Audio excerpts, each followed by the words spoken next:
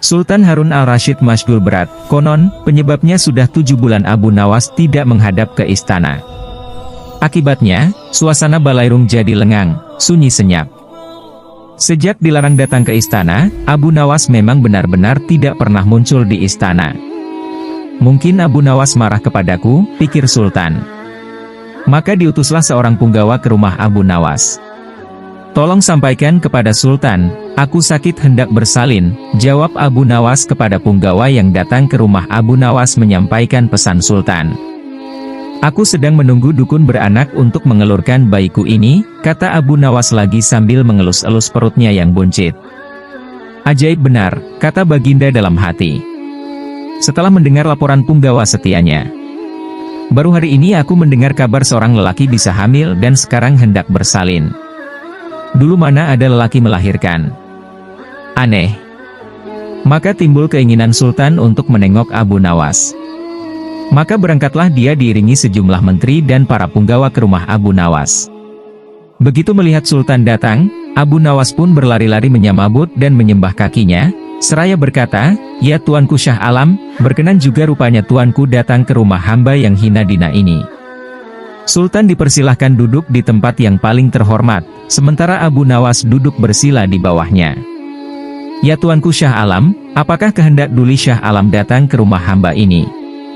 Rasanya bertahta selama bertahun-tahun baru kali ini Tuanku datang ke rumah hamba," tanya Abu Nawas. "Aku kemari karena ingin tahu keadaanmu," jawab Sultan. "Engkau dikabarkan sakit hendak melahirkan dan sedang menunggu dukun beranak. Sejak zaman nenek moyangku hingga sekarang, aku belum pernah mendengar ada seorang lelaki mengandung dan melahirkan, itu sebabnya aku datang kemari." Abu Nawas tidak menjawab, ia hanya tersenyum. "Coba jelaskan perkataanmu. Siapa lelaki yang hamil dan siapa dukun beranaknya?" tanya Sultan lagi. Maka dengan senang hati berceritalah Abu Nawas.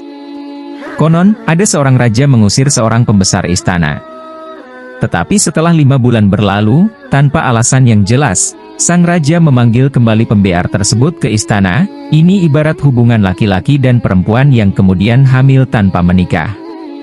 Tentu saja itu melanggar adat dan agama, menggegerkan seluruh negeri.